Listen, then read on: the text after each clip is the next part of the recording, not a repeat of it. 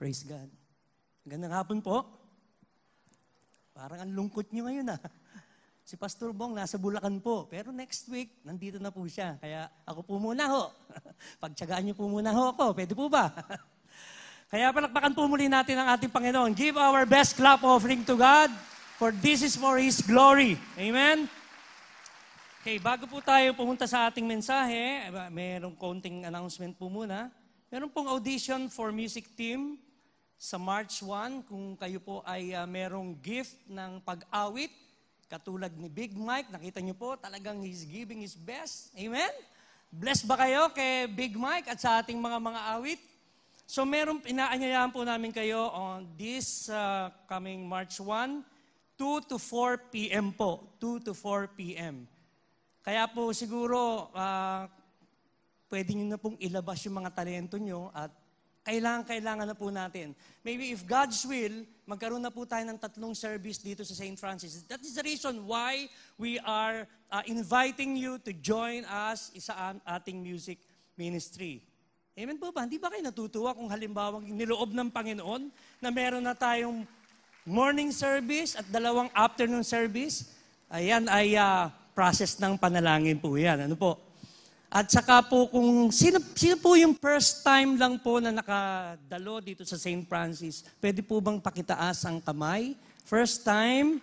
Uy, praise God. Welcome po mga kapatid. Welcome. Sa taas po. Dito sa kaliwa. Uy, welcome, sir. Sa kanan. Alam niyo po, mamaya po kung pagkatapos po ng ating service, paglabas po niyo dyan sa likod, kanan lang po, tapos meron po tayong welcome room. Libre po ang kape dyan, para po sa mga first time lang po. Ano po? Okay. Alam niyo po ba, pag kayo po ay pupunta sa probinsya, naiiba po ang lyrics ng mga kanta. Lalo na po sa pagdating sa mga gospel song, worship song. Alam niyo po, meron akong kilala na pumunta sa taga Manila na magsasalita sa probinsya. At talaga pong ready po siya na mag-worship. Alam niyo, mayroon pong inawit na kanta na familiar po sa atin. If you don't know these lyrics, hindi niyo po masasakyan po itong ikukwento ko sa inyo. Nung siya po ay nakataas ng kamay, talagang makikita niyo po yung mga taga-province, ganun po. Wala po silang ganito, mga high-tech na gamit. Wala silang Manila paper. Meron pong kanta yung For you alone deserve all glory. Nakataas po yung kamay ng pastora. Talagang bilib na bilib po siya doon po sa mga taong kumakanta na may puso. Pagdating po ng ending na kanta, diba, ang ending po ng For you alone deserve all glory, for you alone deserve all praise. Father, we love you. Talagang nakapikit po eh. And we worship Father's Day. Nagulat yung pastora, may segue po yun. Yung segue po yung kinanta po kanina, hindi na po natin kinanta yung verse. Yung I stand in awe. Yung segue po, di nagka-chorus. I stand in awe of you. Tapos pagdating ng mga stanza, you are beautiful beyond prescription. Alam niyo po ang tinitignan ng Panginoong Diyos, yan kaya ako kinuwento. It's not the lyrics that comes out from their mouth eh. It is in how they worship the Lord. Yung kanilang puso, tinignan ng Panginoong Diyos. Although, syempre given na yun na parang siguro yung mga lyrics ng kanta, pinapakinggan nila at sinusulat lang at gano'n ang lumabas. Alam niyo po ba, sa history po, they are full of famous brothers. Alam niyo, magpapahula muna ako sa inyo. Pag nagpalabas ako ng picture, tignan po natin kung ito po ay, alam niyo, full of famous brothers. Ano po? Nakikita niyo na ba? Ayan. Palagay ko sa kalumaan nito, hindi niyo ito mahuhulaan kung sino ito magkapatid na ito. Sino po makakahula? Sino po ito? O, tama kayo. Kahit wala kayong sinabi. Sila po ay si Frank and Jesse James. Kasi 18th century ito eh. Dati silang guerrilla. Tapos nakilala rin sila na sila ay mga gang. Ano? Sila po ay parang Robin Hood. No? Sila po ay mga nang-hold up at para ibigay sa mga mahihirap. Okay, next. Eto, kilala nyo to? Hindi nyo kilala? May pinasikat pong kanta yan. Yan. Ano po pinasikat na kantang yan? May lyrics ako rito eh. Kung alam nyo yung huling song, kantahin nyo ha.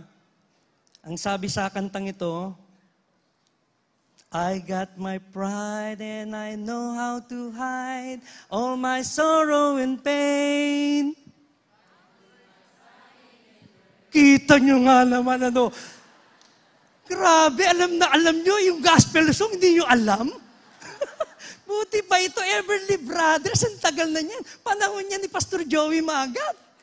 Pero nyo nalaman nyo, sinasabi ko na ba, alam nyo eh. Next is, of course, if you are a fan of NBA, kilala nyo po ito. Sino po ito magkapatid na ito?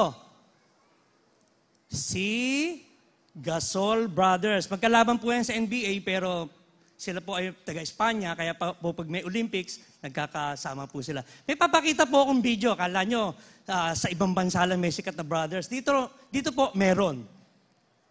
Tingnan nyo po itong video ito. Ang ganda ng video, ano?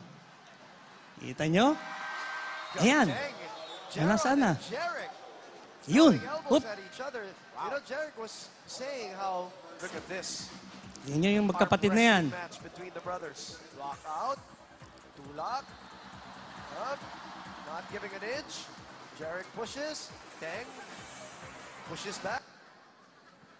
Okay. Kaya ako pinakita yan para malaman nyo na sa basketball lang po yun. Pero nakakaantig po ng puso pag nakita nyo po yung picture na yan. Na ayan. Na kinongratulate ni Jeric si Jeron. Tama ba? Jeric at si Jeron. Alam niyo po the reason why I shared to you, to mga brothers na ito. Because there are two brothers who will remain forever marked in mankind's memory. Na ito po ay makikita po natin sa Genesis chapter 4, whose tragic story is captured in this chapter na po. And I'm talking about Cain and Abel. Diyan po tayo magpo-focus sa ating istorya sa hapong ito. Kaya I'm encouraging you to stand and as we read the Word of God, basahin po natin itong mga konting talata na ating pong babasahin sa hapong ito bago po tayo manalangin. Kung kinakailangan po, lakasan natin na basahin po natin, okay? 1, 2, 3, go!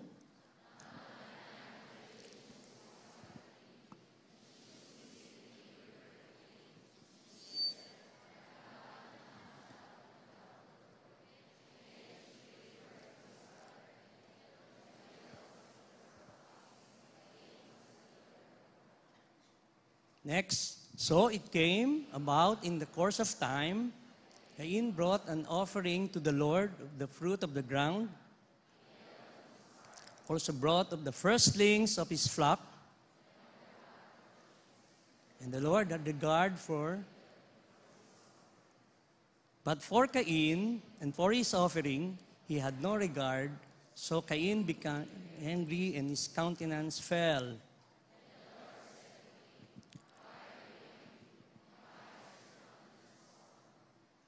You do well.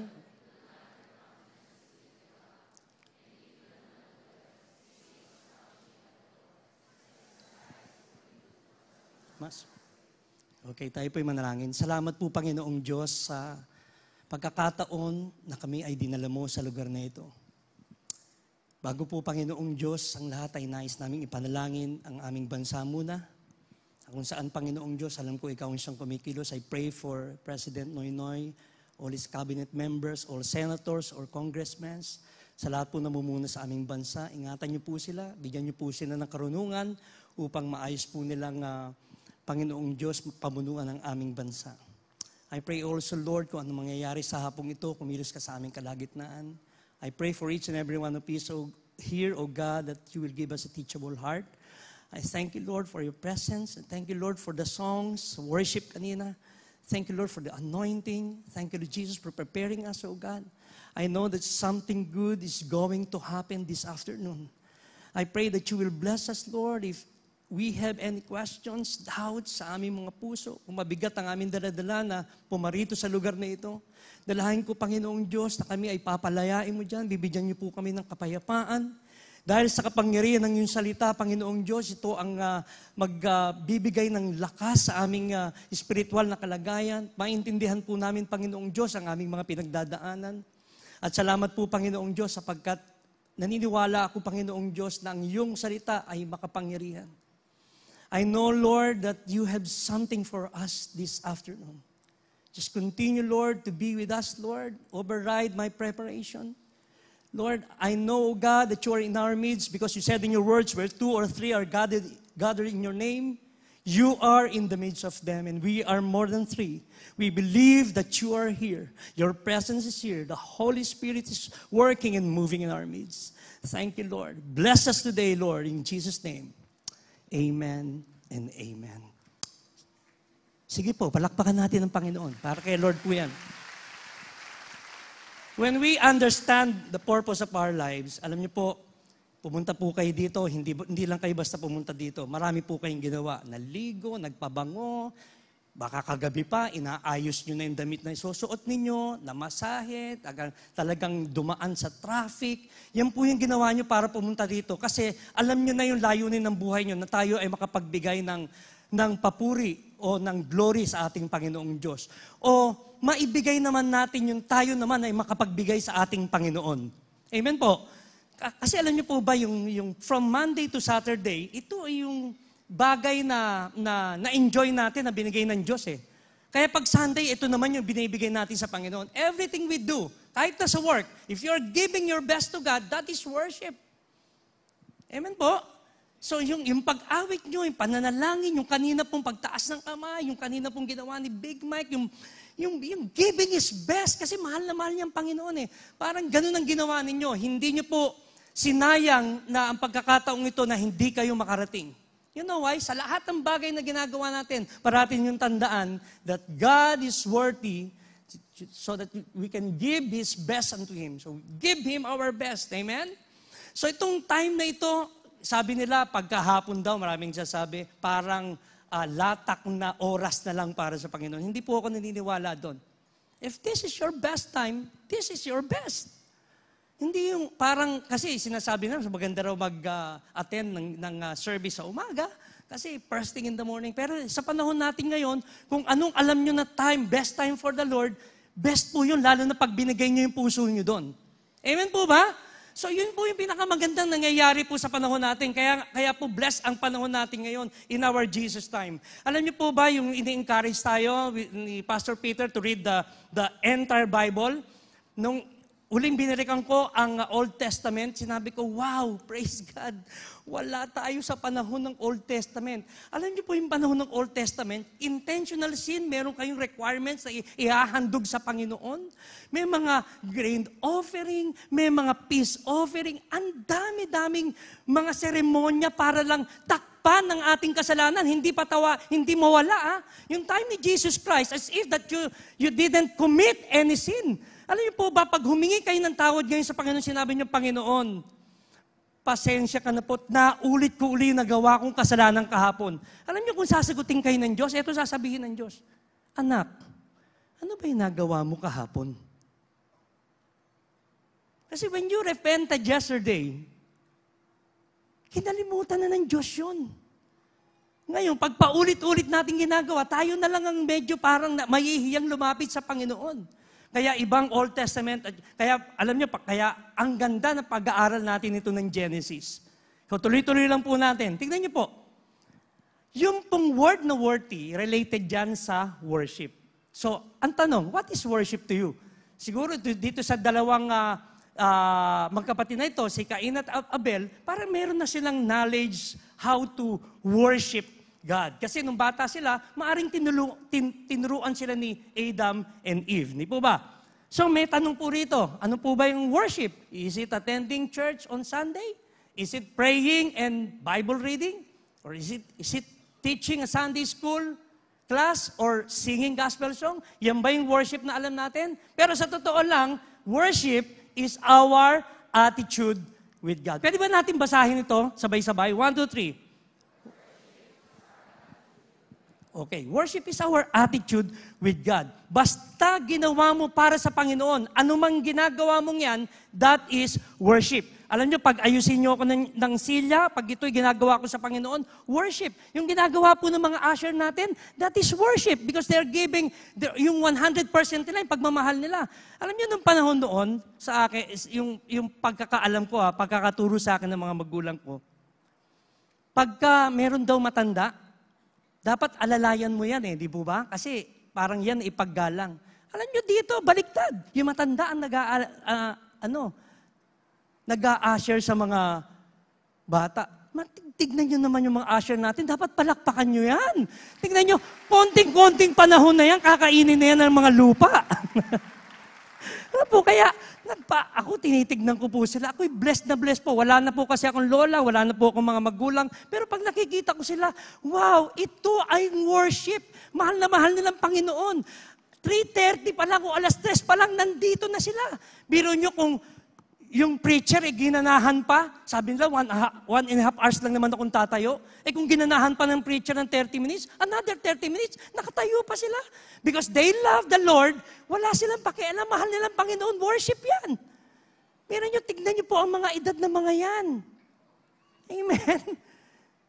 Ako po ay blessed sa kanila. Personally, pag nakikita ko po sila, Lord, ganito ang pagsisilbi sa inyo, buong puso. Walang edad-edad dito. Ito ay malaking challenge po para sa atin. Okay?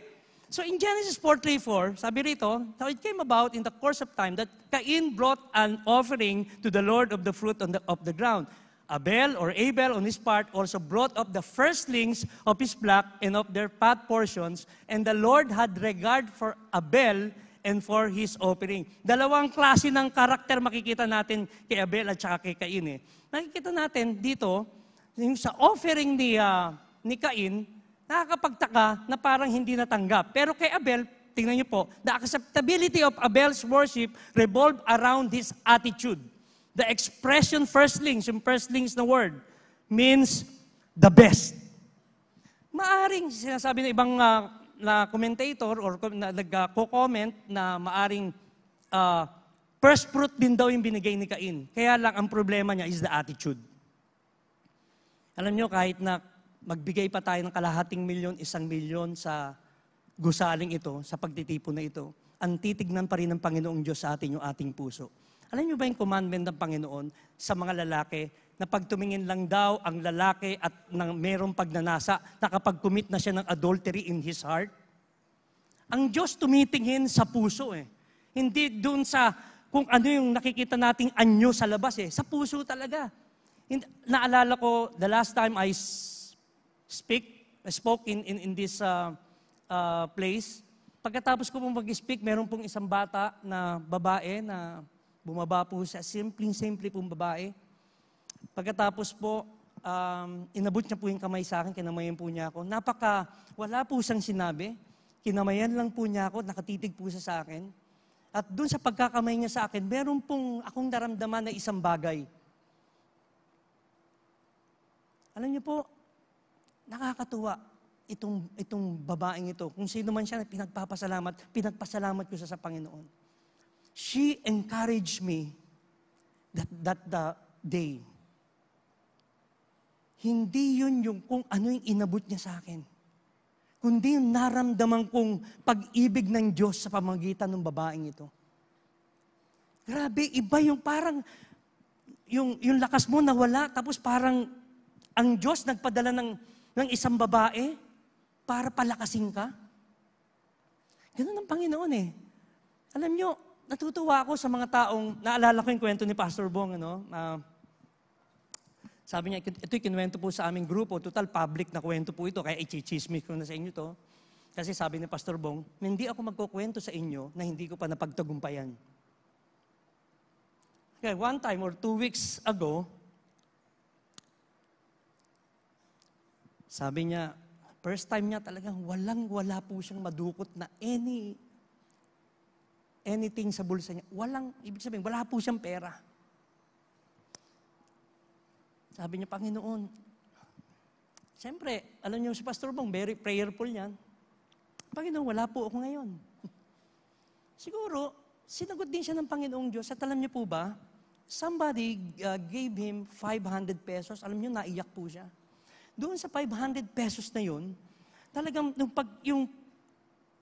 kung papaano niya napahalagahan yung malalaking blessing na natatanggap niya. Yung 500 pesos na yun, parang pagtingin niyo, parang napakalaki, napaka-importante, at napakahalaga that time kasi wala ka eh. Alam niyo, parang ganun yung pakiramdam natin na parang noon, parang wala tayong Panginoong Diyos. Tapos ngayon, nung nakilala natin ng personal ng Panginoong Diyos, parang nagkaroon tayo ng kakaibang pakiramdam, nagkakaroon tayo ng kakaibang sigla. Ganun pala, nung pagkawala ka, kahit siguro 10 piso, 20 pesos, papasalamatan mo yan eh. Amen? Kasi wala ka eh. Kaya tuwan-tuwa ako kay Pastor Bong. Alam niyo, nangingilid pa nga yung luha niya nung i-share siya. Kasi marami po siyang na-encourage at minotivate that night. Kasi minsan akala natin hindi makakatulong yung mga testimony natin eh. Pero hindi po. Once you shared something na totoong nangyari sa buhay mo at ginawa ng Panginoon, meron kang natutulungang isalba na buhay. Amen po ba?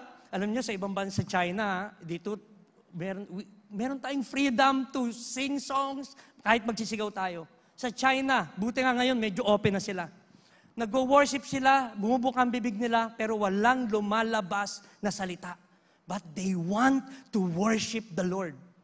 Bumubuka lang, they want to worship the Lord. At bawat isang taong umaattend doon, dahil underground service, bawat isang tao, kabisado niya ang isang chapter ng Bible. Kunyari, pag sinabi kong John chapter 1, sasabihin kunyari ni Steve, i-recite niya yun. Obligado sila eh. Kasi pag nakitaan sila ng Bible, maaring sila ay ikulong, maaring sila ay patayin. Kasi bawal ang Biblia doon eh. Dito, open na open ang Bible, naka-display. Psalm 91, basta nakabukas lang. Nakabukas sa bahay, nakabukas sa sasakyan. Bakit? Psalm 91 yan eh. Baka makita ng demonyo yan, matatakot yan. Hindi matatakot ang demonyo yan. In fact, the devil also, Satan also knows the Lord, knows the Bible. Sometimes, Satan can quote the Bible to deceive us. Di po ba? Hindi po ang Bible binubuksan para i-display para yung mga maligno hindi pumasok sa loob ng bahay. Hindi mo alam baka ikaw yung maligno. No? Sabi, kailangan medyo, basahin natin yan. Kahit masunog yan at dito sa puso yan, alam ni Satanas sa kabisado mo ang Biblia. Amen? And the reason why sometimes we cannot give our best to God because hindi po natin naiintindihan kung sino talaga yung pinaglilingkuran natin. Sino ba talaga yung pinaglilingkuran natin? Parang yung iba kasi ginagawang agimat ang pag-attend ng service. Basta ako naka-attend ng service, save na ako sa whole week na ito. O kaya, siguro pagpapalain na ako sa aking negosyo. Ano po? Tingnan niyo po, may question dito. Abel was accepted and Cain was rejected. So why Cain's offering became the offering that was never accepted? Tingnan natin yan. Alam niyo po ba, nung nagpunta po rito si Pastor Morris, binigay niya na yung kasagutan na yun kung ano ba yung offering na pwedeng ibigay eh. Alam niyo po, pag ang offering ay may kinalaman sa soil, sinasabi ng Exodus 23:19, you shall bring the choice first fruits of your soil into the house of the Lord your God. Pero magko-question kayo, teka muna, Brad, yung usapan ni Genesis 4, ito Exodus na. Mga kapatid, always remember, na nung nagkasala si Adam at saka si Eve, hindi kayang takpan yung kahihiyan ng resulta na gawa nilang pagkakamali sa Panginoon. Yung dahon ng pinantakip nila eh. Kaya anong ginawa ng Panginoong Diyos? Binihisan sila ng skin ng hayop. Pero bago, siyempre sila bihisan nun, meron muna siguro ang Diyos na pinatay na hayop. At ang Diyos hindi magbibigay ng tira-tira o kasi hindi Ilocano ang Lord eh, no? Hindi po siya kuripot. Si Lord, best yan. Kasi nung ginawa niya ang lahat ng ang buong mundo, the universe, na-please siya. Sabi niya, it was good. Di po ba? So biro nyo, nagkasala si Adam and Eve, pumatay siya na mahusay na hayop at yung skin na yun ang pinantakip dun sa shame na hindi naman dating alam nila Adam and Eve na sila ay naked. Sa tingin ko, nung mga bata pa si Cain at Abel, nagtuturo na si Adam at si Eve kung paano nila paluluguran ng Diyos. But ang problema po, siyempre, dalawa sila magkapatid, hindi ko alam, alam nyo naman, kahit na magkakadugo tayo, hindi magiging pare-pareho yung ating ugali. Merong tinatanggapin mo siya, merong nire-reject. Okay? Tignan po natin. It was an offering of an unbelieving person. Bakit po? Sabi ng Hebrews 11:4, by faith, Abel offered unto God a more excellent sacrifice than Cain. Ano ba itong excellent sacrifice na ito? Alam niyo, sa tingin ko, ang tinignan ng Panginoong Diyos dito kay Abel, yung puso niya, yung pagmamahal niya sa Panginoon. Tignan niyo po, sa Exodus 13:12, ito po, pagdating po sa hayop, ito ang kautusan, you shall devote to the Lord the first offspring of every womb, and the first offspring of every beast that you own, the males belong to the Lord. Alam nila kung ano yung best, alam niyo po yung pag-aalaga pala ng hayop noon para maging ano yan, yung best yan, para walang bahid, walang sugat, para malinis yan. Nung pinag-aralan ko po yung kung bakit mahal ang Hermes at Louis Vuitton, dahil po yung pala po ay galing sa balat ng ostrich, ng buhaya at lizard. Pero inisip ko, ano kaya lizard? Katulad kaya ng lizard sa amin. Kung balat ng lizard yun sa Pilipinas, napakadaming butiki nun. Napapatahin para balatan, no? Pero siguro sa tingin ko, yung mga malalaking lizard ng pinag-uusapan doon.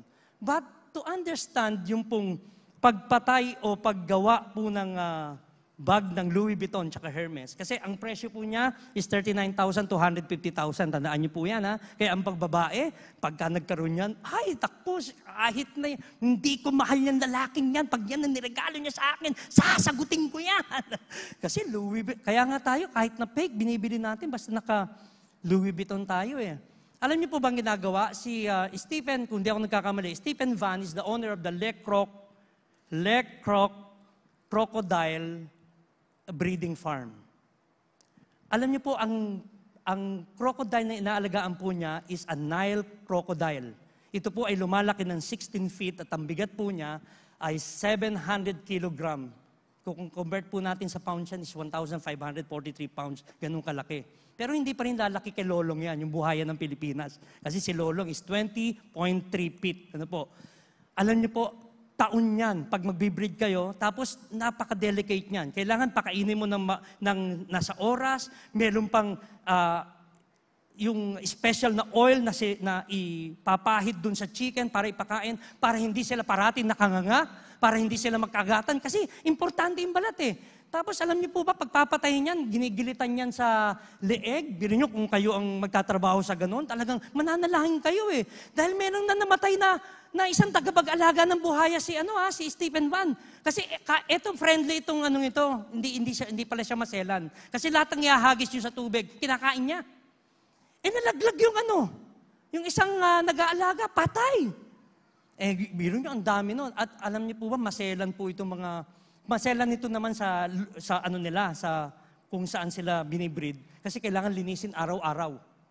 Tapos gigilitan sa leeg, tapos tutusukin yung brain pag namatay. Tapos alam nyo ba, ang pagtalop, yung pagtanggal ng balat nila ay kinakamay, hindi po yan hinihiwa, pakamay. Kaya pala mahal. At ang isang bag po, kailangan 2 buhaya patayin. Ano po? Dito sa Pilipinas, wag na po, baka makaw tayo, ano po. Kasi sasabihin ko lang siya, wala naman breeding na buhaya dito, pero maraming buhaya, ano po. Okay. So, our God is the creator and owner of this universe. Tandaan niyo po. He is not after our gifts, but He is after the hearts of the givers. Yung kanina pinag-usapan natin na balat, best yan eh. Best eh. Sa mundo yan. Pag pinag-usapan dito, hindi kayo bibili ng fake eh. Gusto nyo, best eh. Bakit best? Kasi tumatagal ang best eh. Amen? Alam nyo po, itong Louis Vuitton na bag na yan, yung maleta na yan, kahit malaglag yan sa dagat, walang mababasa sa loob eh. Matibay yan, hindi masisira yan eh. Pero sa Panginoon, dapat mas mahigitan pa natin yung ginagawa ng mundo. Yung pagsisilbi natin, pag-iisip natin, katulad ngayon sana, huwag kayong magagalit sa akin. Ang kalaban po ng panahon natin ngayon, panahon ni Kristo, napakadami. Noon, konti lang. Ngayon, ang dami. Pero nyo, ngayon lang ako nakakita, nag-worship, nakataas ang isang kamay, nagte-text yung kabila. Ito mga matindi, DJ, ano pa yun Touchscreen. Kung QWERTY, okay pa, pero touchscreen, kabisado. Pero nakataas nag-worship. Yung kamay, nakaganon. Kapapasok pa lang ng church, iisip niya kung saan sila kakain sa Mega Mall. Diba, hindi talaga buong-buo eh. Kaya paano? Tapos pag may problema, Panginoong Diyos, pinabayaan mo na ako. Diba? Ilang beses na paulit-ulit na isineshare sa atin ni Pastor Bong niya kung ano yung dapat na maging ugali natin na pakikipag-ugnayan natin sa Panginoong Diyos. Diba ba? Pagka hindi si Pastor Bong ang preacher, nalulungkot yung iba. May ginawang comedy ba rin itong church? Pero yung imbes na, dapat mapakinggan natin yung, kung anong gustong sabihin ng Panginoong Diyos. Amen po ba? Hindi yung, hindi si Pastor, uwi na lang tayo. No, hindi naman po. Alam ko po yung mga tiga-CCF St. Francis, kayo po ay mapagmahal sa Panginoon. Yun, talagang naman. No? Ewan ko lang po. Okay. Hebrews 11:6, dahil po sa pananampalataya ni Cain, tignan nyo, but without faith, it is impossible to please God. Pwede ba natin basahin to? But it is impossible to please God. Sa Hebrews 11:4 po, sinasabi na rin po ng salita ng Diyos sa NIV, by faith, Abel brought God a better offering than Cain did.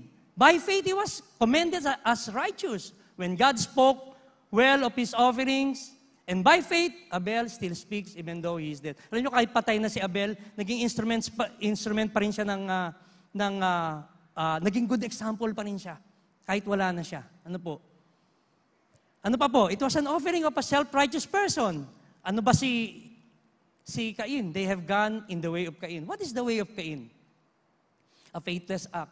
Alam nyo, pwede ka magbigay kung alam mo ng best na yon, pero alam ng Diyos na hindi ka pumasa sa standard niya. You know that this is the best for you sa Panginoon. Pero may standard ang Diyos sa best. Ang unang-una niyang titignan, puso pa rin. Malalaman nyo, tignan natin, sisaya sa atin natin yung puso ni Cain kung bakit gano'n ha. Mamaya, madidiscover niyo yan. Insincere act, unbelief. Doon sa unbelief, nagka-resulta ng selfish tsaka irreverent na walang paggalang sa Panginoong Diyos. It was an offering that lacks devotion.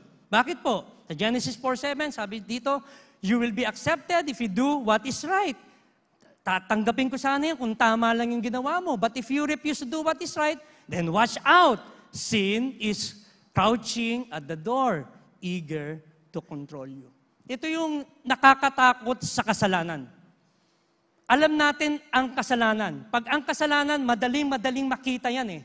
Pag may galit ka na, dapat makontrol mo na yan. Kasi mag-i-invite yan ng kung ano-ano eh. Pag may anger ka, magkakaroon ka ng hatred, magkakaroon ka ng bitterness, then revenge. Pagkatapos ng revenge, wala na. Makikita mo, saka ka lang magsisisi, wala na, tapos na. Naalala ko yung isang tatay na nakita niya yung bata, 4 years old, yung anak niya, na ginuguhitan yung kotse niya. Pagkakita ng tatay, sa galit ha, ang bilis, galit ka agad. Nakakita ng L-range, pinalo niya yung anak niya. Pinalo. Tapos nung nawala ang galit, nakita niyo anak niya, iyak ng iyak, nakita duguan yung anak niya, tinakbo niya sa ospital. Pagtakbo sa ospital, nakita ng doktor, wala na, hindi na kailangan masave, kailangan ng putulin. Pinutol po yung kamay. Alam niyo po, nung nagkamala yung bata, nakita niya father niya. Sabi niya, Dad, di po ba tutubo po uli ito? Yung tatay tumakbo palabas. Pumunta dun sa kanyang kotse, pinagsisipa. Sinipa sa sasakyan. It's too late para magsisi. Tapos pinuntahan niya kung ano yung ginawa ng anak niya. At binasa niya kung ano yung ginawang sulat. Nakalagay doon, I love you, Daddy. Kaya yung anger na yan, mga kapatid, easy lang. Hinay-hinay lang pag may time. Ano po? Kailangan medyo kontrolin po natin yung anger na yan. Bakit ko po sinabi yan? Isa pang attitude ni Cain, it was an offering with the evil emotions. Makikita nyo, sabi ng Bible po ito, ha? Hindi po tayo nag-iimbento rito. We must not be like Cain, sabi, who belong to the evil one, and killed his brother. And why did he kill him? Because Cain had been doing what was evil. And his brother had been doing what was righteous. Bible na nagsasabi niyan. Kasi alam niyo po ba na wala tayong pwedeng itago sa Panginoon? Hindi natin pwedeng itago at pwedeng pagmalakihan ng Panginoong Diyos eh. Kaya ako, nung sinabi ni Pastor Bong, mag-preach ka 2 weeks ago, sabi ko, Pastor, medyo parang tumatanggi-tanggi pa ako. Pero sabi ko, alam niyo po, kanina bago ako pumunta rito, medyo namaga yung ngipin ko. Sabi ko, si Satanas, niloloko na naman ako. Hindi lang namaga, nagkaroon pa ako ng singaw. Ganyan nangyayari kay Pastor Joey rin. No, para sabi ko, Lord, hindi ito sa'yo eh. Alam niyo po ba na malapit na akong pumunta rito na wala?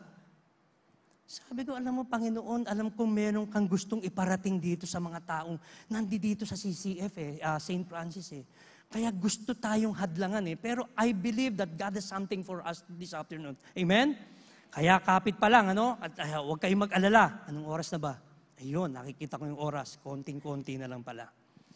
Eto po, nung na-trigger at nagtanong si Jesus Christ kay Cain, ito yung resulta. One day, Cain suggested to his brother, let's go out into the field. Labas tayo.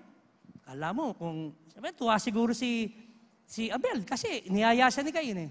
And while they were in the field, Cain attacked his brother Abel and killed him. Yun ang nakakalungkot na pangyayari. Tingnan niyo po itong pag-trigger na ito. Parang ganito yung trigger na yan eh. Walang sounds. Di bale, okay lang walang sounds. Total, naintindihan naman nila. Okay? Alam niyo po ba, lalabas ang tunay na puso niyo pag kami nag-trigger sa inyo? Ano? Binakitaan lang ng buti kayo, hindi pala putulan pa. Parang ganun eh. Katulad ng pagkakalabas ng ugali ng Cain eh. So, ano po ba ang dapat na attitude natin na sa pag-worship na maging acceptable? Bago tayo pumunta dyan, alam niyo po, kasi nagbigay ng Panginoong Diyos ng chance kay Cain eh. Why are you angry, Cain? Di ba? Yun yung dapat supposed sabihin, inamin niyo na eh. Panginoon, sorry, nagkamali ako eh, no? Pero ito naman yung acceptable worship na ginawa ni Abel. Meron po nagbigay po siya ng paggalang sa Diyos, reverence for God. Abel was thankful to God for blessing him with his herd. He brought a sacrifice to God. It was a voluntary sacrifice. Hindi po inuutos ng Diyos yan. Ano po? Ito yung mga ushers natin, kung sino man dito, talagang, yan, mga volunteer workers yan, ha? Walang kita yan, kung iniisip ninyo, may nagtanong nga sa akin doon sa marketplace grupo, bakit ba nandiyan kayo lahat? May pera ba dyan sa marketplace na yan? Anong pera? Work to ng Panginoon. Bahala si Lord kung may hipuin, bigyan. Kami, we are passionate doing yung sa marketplace. Kasi po kami sa grupo po ni Pastor Bong, sa marketplace, we are handling mga companies. Ako po, I'm handling 5 companies. Yung iba po namin, meron pang isa kong kasama, 17, 18 companies po ang hinahawakan. Parang ang sarap-sarap pong mag-share ng gospel sa mga kumpanya. Na minsan, pag tinanong namin, wala na kaming time maka-attend ng church eh. Kasi pati Sunday, meron kaming trabaho. Buti na lang po, yung aming boss, nagbigay po ng panahon na makapunta po kayo dito, first thing in the morning, nakakapakinig po kami ng salita ng Diyos. Pero ang ganda na nadudulot noon, amen po ba? Yung mga nagtatrabaho po sa mall, na hindi po sila maka-attend ng service na katulad nating Malaya na nakakadalo sa ganitong pagtitipon. Dinadala na lang po natin ang gospel doon. Tapos mapapag-isipan pa po tayo na marami bang pera dyan sa marketplace? Di ba? Makakalungkot yung ganong katanungan. Pero of course, parang challenge yun eh. If you know your calling sa Panginoong Diyos, hindi usapan dito ang pera or anything. If God is your employer, bahala ang Diyos sa inyo. Meron nga akong kaibigan eh. Biro nyo, may 20 million na sa bangko, nag-aalala pa sa future. Paano na si Pastor Bong? Walang walang savings. Paano na yung mga tagapagpahayag ng salita ng Diyos? Di po ba? May mga tao po talagang ganon. Pag medyo umuunti yung pera sa bangko, dahil yun po ang kanilang security. That's the problem. If you don't know whom you are serving, mamumroblema kayo at matatakot kayo sa future. Yan ay kasinungalingan at deception of the devil. Okay? Isa pa, confession of sin. Yung way ng pagko-confess ng kasalanan nung panahon ni Cain at Abel, may action yan, hindi yan word. Sa atin ngayon, blessed tayo. Pag nagkasala ka, sasabihin mo, Lord, forgive me. Basta galing sa puso, patawarin mo ko, luluhod ka lang, magpapakumbaba ka lang sa Panginoon. I-accept ng Lord yung forgiveness na yan. Eh noon, kailangan makita sa action eh. Kailangan may patayin ka pang hayop, kailangan may handog ka. Baka pag nagkamali ka pa na hindi pa malinis yung inahandog mo, hindi pa tatanggapin niya ng Diyos. At saka alam niyo, nung panahon ng araw, pag pinagkwentuhan niyo ang hinirang ng Panginoon, katulad ni Moses, pinagkwentuhan sila ni Aaron. Di ba? Nagkaroon ng ketong yung babae. Sa ating time ngayon, pinagchichismisan ng pastor, kung ano yung pinagbibintangan yung mga pastor. Kung panahon natin, dami ng patay ngayon ng mga Kristiyano. Buti na lang, nasa grace and mercy tayo ng times natin ngayon. We are experiencing the grace and mercy of God. Amen? Kaya ngayon, malate tayo, okay lang eh. Natutulog ka, okay lang din eh. Diba? Kasi ang pagtulog naman talagang blessing eh. Pag nagising ka, reward yun. Ayun, may reward na, nagising na. Ano po? Hindi, sa totoo lang po. Yan eh, alam nyo, blessed tayo ngayong panahon na ito. And the reason why, alam nyo na, pag nadidinig ko si Pastor Bong, ginigising niya natutulog, seryoso yun, hindi po siya nagbibiro. Nagpapatawa lang po siya, but he is serious. You know why? Wala nang panahon eh. In our times, ito na po yung end times eh. Pero maybe pagkatapos itong service na to, biglang dumating na ang Panginoon, ma-rapture na tayong lahat. Hindi natin alam. Kaya nagmamadali na tayo. Kaya ang sharing ng gospel, intentional eh. Kailangan mag-share na tayo, intentional eh. Yung katabi mo, sharean mo na eh. Baka hindi mo alam. Maaksidente yan, may mangyari dyan. Naku, sayang, hindi ko na-share ng gospel. Tandaan nyo, pagdating natin, harap natin sa Panginoon, individual accountability. Hindi kayo pwedeng, kay Pastor Bong ako, dikit ako kay Pastor Bong, save ako. Hindi ho. Pagdating nyo sa harap ng Panginoong Diyos, dalawang pwedeng sabihin niya ng Panginoon, well done, my good and faithful servant, or sasabihin ng Diyos, gusto mong malaman kung bakit hindi ka dito papasok. Yun ang medyo nakakatakot. No? Kaya ngayon, yung pagtanggap sa atin, kung talagang kinakausap tayo ng Diyos, tanggapin na natin. Aminin na natin, Panginoon, may pagkukulang ako sa inyo. Alam niyo kung bakit? Si Abel, evidently recognized his sinfulness that caused him to worship. His offering was a confession to God. He acknowledged that he belonged to a fallen race. Siguro talaga naintindihan niya yung pagkukwento ni Adam at ni Eve. Lord, kailangan ko to. Kailangan hindi ako mawala sa presensya mo. Kasi sa panahon natin ngayon, nilatag na ng Romans for the wages of sin is death. We're not talking about physical death here. I'm talking about a forever separation from the Lord. Talagang hiwalay ka sa Panginoong Diyos.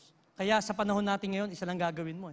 If we confess our sins to Him, He can be dependent on to forgive us and to cleanse us from everyone. Just confess. Yun lang, confession lang. Wala ka nang gagawing ritual.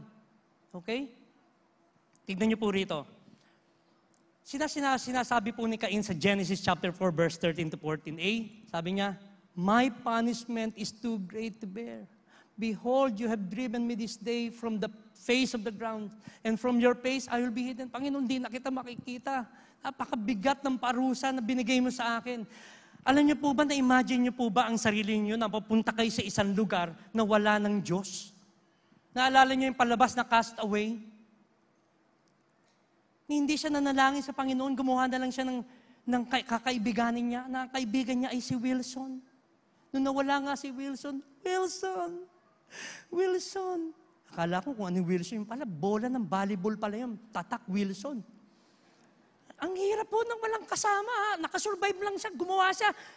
Pero kung ikaw yun, meron kang Panginoong Diyos. Sige Lord, kung talagang napadpad ako sa lugar na ito, kalooban mo ito, kasama naman kita. Kung kukunin mo na ako, mas pasaya ako. Kung ililigtas mo ako, tulungan mo ako na mabuhay pa ako dito ng mahabat, makarating ako talaga sa tunay na lugar ko. Pero nyo, praise God, alam nyo, napakabuti ng Panginoon sa ating panahon. Ang daming pagkakataon na pwedeng tayong pagbigyan ng Diyos. Hindi siya titigan hanggang di dumarating ang Panginoon. He will continue to encourage us and love you hanggang mag-repent tayo, hanggang totally mag-surrender tayo. At saka ito po yung puso ni Abel, yung commitment po niya sa Panginoon. Abel committed his best to the Lord. For proper worship involves giving the best of life to God. Ano po ba yung best na yan? Dito ko po tatapusin ang mensahe natin dito sa word ng best na ito. Best, be humble. Magpakumbaba, aminin natin sa Panginoong Diyos na tayo nagkamali, tayo nagkasala. Sinasabi na po ng 1 Peter 5:6, pwede po ba natin basahin? 1, 2, 3. Therefore,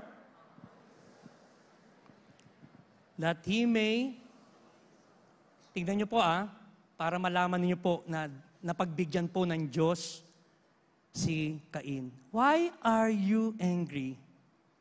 Why is your face so dark with rage? It can be bright with joy if you will do what you should. But if you refuse to obey, watch out. Sin is waiting to attack you, longing to destroy you. Ang ganda pa ni sinabi niya rito, but you can conquer it.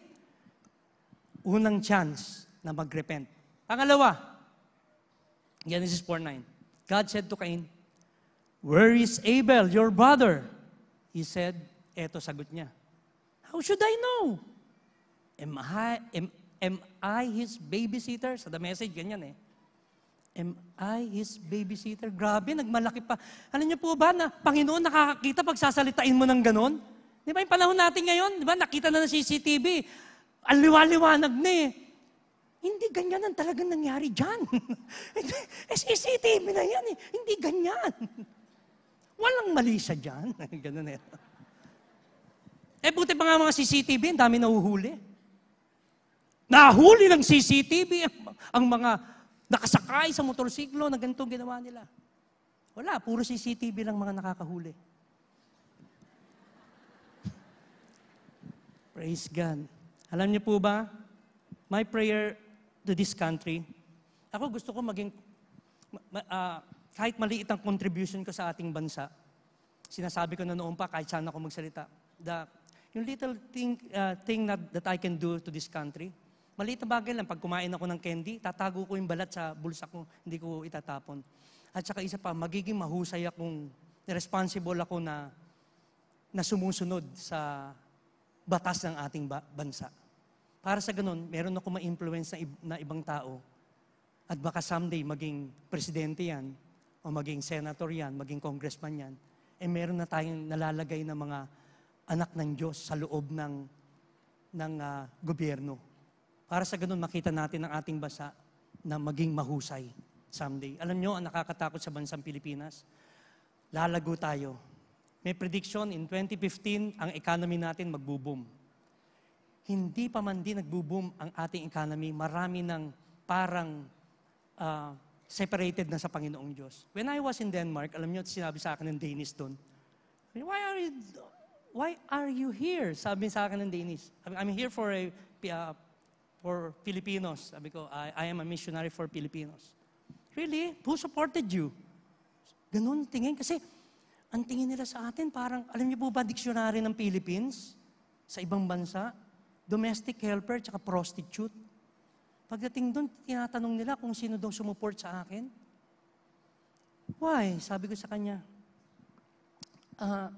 do you not believe in God? Yes, I believe in God. Sabi niya, but we don't need God. Kasi mayamang bansa eh. Nakakalungkot na sagot.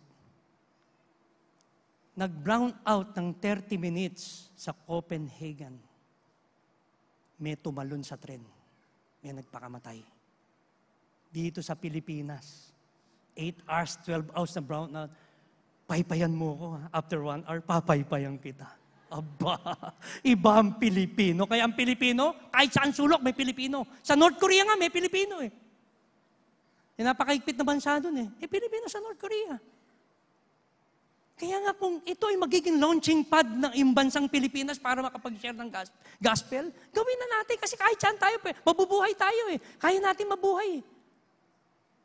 Pero nyo yung isang kasama kong batang-bata, tiga Buenos Aires, nagsalita lang ako ng relo, silya, mano, akala niya marunong ako mag-Spanish. Pero nyo nagtatype siya, tinatago. Don't read this, don't read this. Hindi naman talaga ako marunong tapos in-Espanyol ako. Sinagot ko siya, mabilisan din. Para hindi niya rin ako maintindihan. Sabi ko, si Senyor muy ben, culto finis Jolen. Biro ko, sagot ko yun.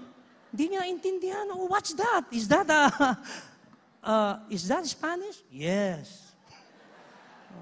Kasi binilisan niya eh. Di ba? Parang, alam nyo, pagdating sa ibang bansa, walang Diyos. Ang Kristiyano, kakalabanin ng kapwa Kristiyano. Ginamit ko lang yung panya, galit, nababahuan sa noodles ng Pinoy. Yung galit niya, isang buong araw. Sabi ko, Panginoon, pagpalain mo ang bansa namin, sana mas lalo kaming lumapit sa inyo. Kung hindi, wag mo na kaming pagpalain para mas lalo kaming lumapit sa inyo. Di ba yung commitment natin sa Panginoong Diyos? Sana, I pray, ang bansa natin umunlad man, mas lalo nating pagbutihin na mas malapit tayo sa Panginoong Diyos. Kundi ma-overtake tayo ng blessing na yan. Baka mawala pa tayo sa Panginoon. Okay? Enjoy serving Him. Katulad ng ginagawa po ng mga nanay natin. They are enjoying serving the Lord. Mag-audition po kayo. Kung anumang gift meron kayo. Alam niyo po, God gave us an equal opportunity to honor Him, to serve Him, and to glorify Him. Meron kayong iba't ibang talent. Amen? Kaya, gamitin na natin para sa Panginoon. Sinasabi ng Word of God, enjoy serving the Lord, and He will give you what you want. Ano pa?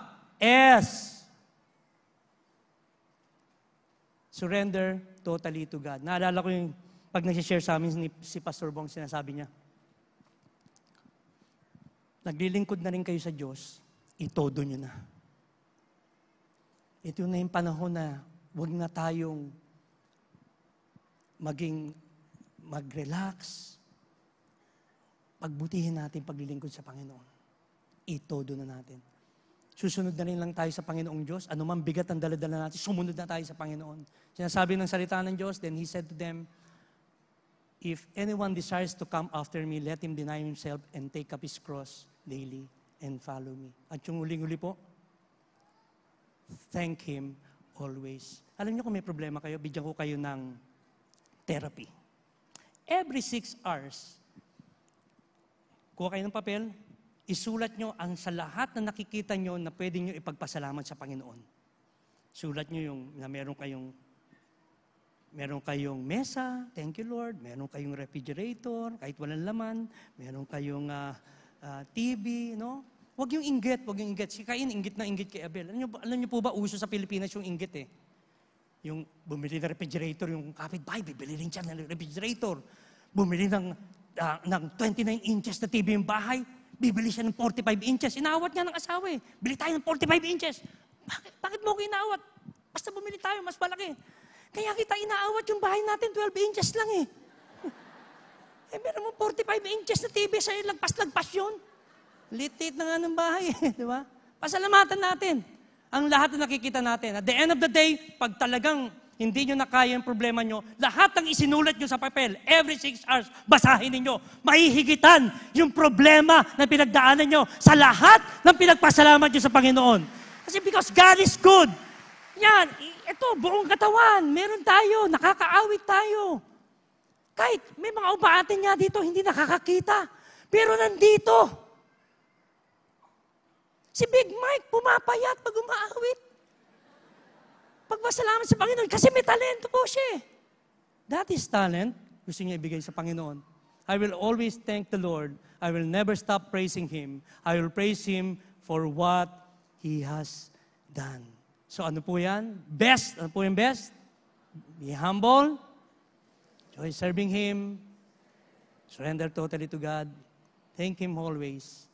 That's the best thing that we can give to our great and loving God. Alam niyo po ba sinasabi ni C.S. Lewis? In commanding us to glorify Him, God is inviting us to enjoy Him. God wants our worship to be motivated by love, thanksgiving, and delight, not duty. Bakit? Because everything comes from God alone. Everything lives by His power, and everything is for His glory. Kaya nga sinasabi sa 1 Corinthians 10:31, whether then you eat or drink or whatever you do all to the glory of God. Alam niyo po ba, sabi ko kanina sa tech, if I have time, itong option kong ito, gagawin ko. Because, yung 80s, time ng 80s, there was a beautiful song, a Tagalog song, that speaks about the character of Abel. Hindi yung prayer ko, kasi nung natutunan ko yung kantang ito, personally, na-bless po ako dito. Personally, pag inaawit ko ito, hindi maaring hindi tutuloy yung luha ko. Kasi napakaganda ng mensahe. Tagalog po siya. Ang ganda po ng kantang Tagalog kanina, di po ba? Talagang pagka-Tagalog, parang ang sarap awitin kasi yun tayo, Pilipino tayo, po. Kaya ang lakas ng effect eh. Kaya sabi ko, pag may option ito, pag may time pa, tinignan ko, parang wala ng time, hindi ko na po gagawin. Hindi po. Meron pa po akong mga ilang segundo. Gusto niyo po bang marinig yung kantang yon? Okay. Pero ang sinasabi po rito, God's glory and honor should be the motive behind everything we do, the way we go about our work, the way we forgive one another, the way we apologize when we are wrong, the way we relate to our family members. In all these things, sabay-sabay niyong basahin, God is worthy, give Him your best. I want to share to you the character of Abel through this song. Pakinggan niyo po ito. Tapos magpe-pray na po tayo. If you know this song, you can join me singing this song.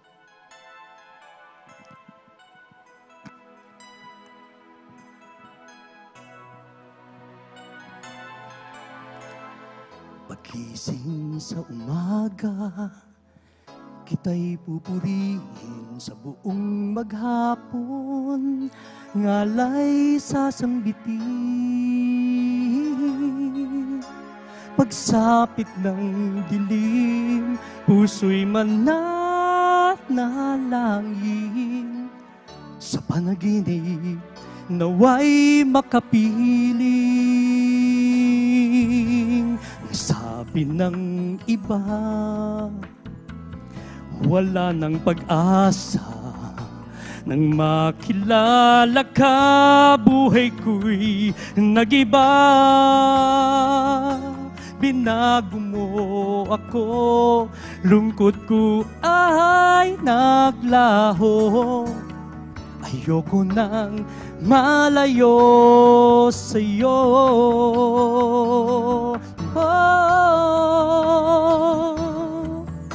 Sa piling mo'y tulad ng paraiso,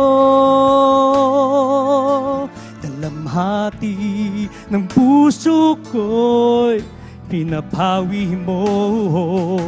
Jesus, ikaw lang, tanging pag-asa ng buhay ko. Diligin ng pag-ibig mo, tulad ng paraiso.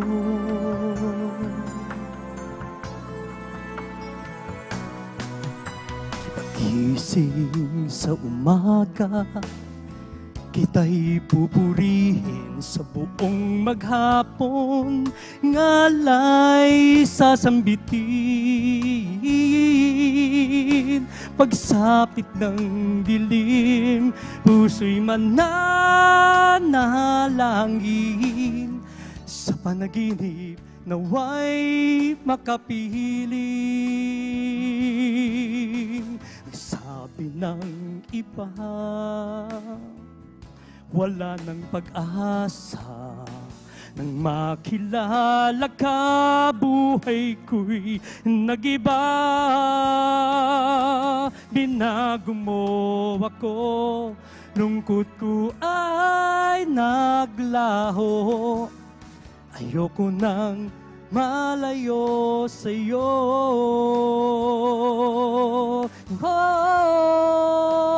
Pwede po nating awitin. Sa piling mo'y tulad ng paraiso, dalamhati ng puso ko'y pinapawi mo. Jesus, ikaw lang, tanging pag-asa ng buhay ko. Diligin ang pag-ibig mo, tulad ng paraiso. Sa piling mo'y tulad tulad ng paraiso. Dalamhati ng puso ko, pinapawi mo, Jesus. Ikaw lang, tanging pag-asa ng buhay ko, diligin ng pag-ibig mo, tulad ng paraiso. Jesus, ikaw lang, tanging pag-asa ng buhay ko, diligin ng pag-ibig mo, tulad ng paraiso.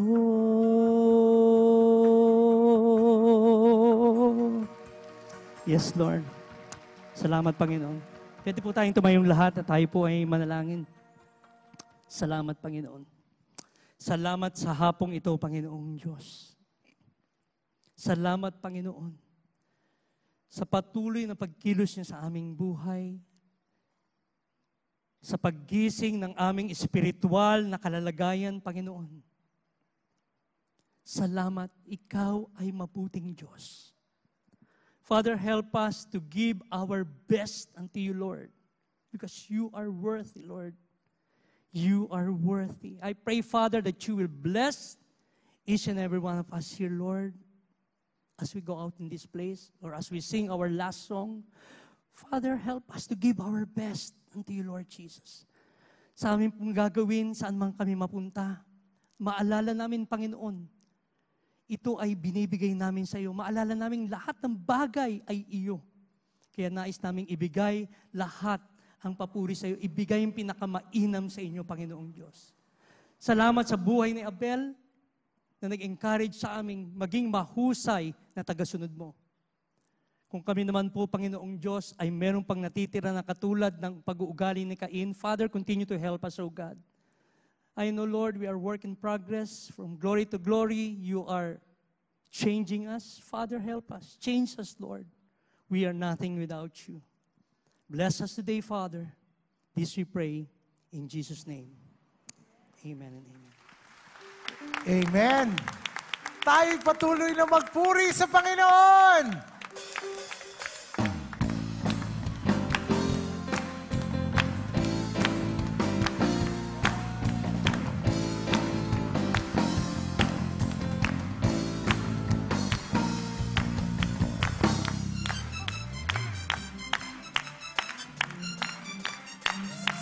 Oh, yeah. You are holy, holy, holy. Father, you are holy. There is no one else like you. Faithful, faithful. Father, you are faithful. We have put our trust in you. Our God who reigns, we praise your name. Praise to the only living God. Praise to the only faithful one. Hallelujah, we praise your name. There is freedom to dance in your presence. Freedom to walk in liberty. Hallelujah, we praise your name.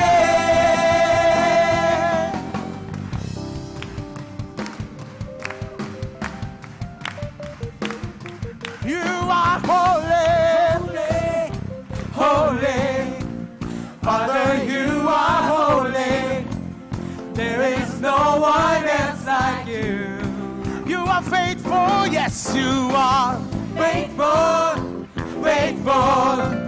Father, you are faithful. We have put our trust in you.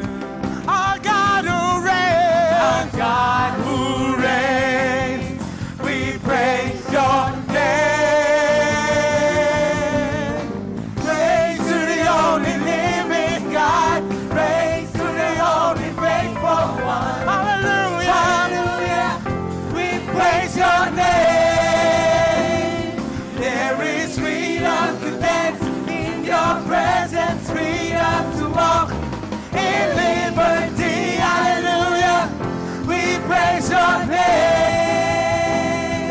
Everybody sing. Hallelujah. Hallelujah. Hallelujah. We praise your name. Come on, church, sing it. Hallelujah. Hallelujah. Hallelujah. We praise your name. Hallelujah. Hallelujah.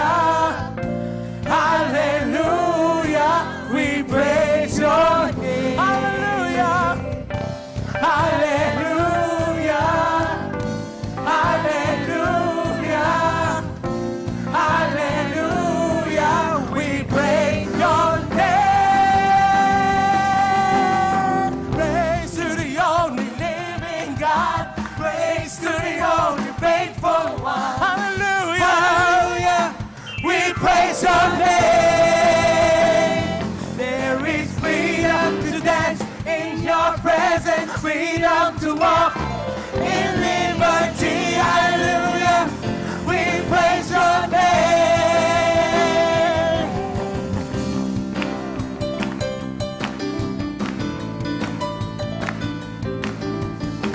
Hallelujah. We praise your name. Come on, people of God. Just rejoice in the Lord. Hallelujah. We praise your name. Hallelujah. We praise your name.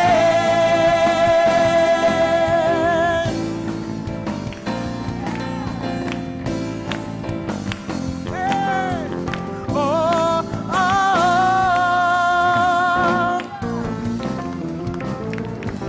Hallelujah. We praise your name, Jesus. Hallelujah. We praise your name. Hallelujah. Have a blessed Sunday, everyone.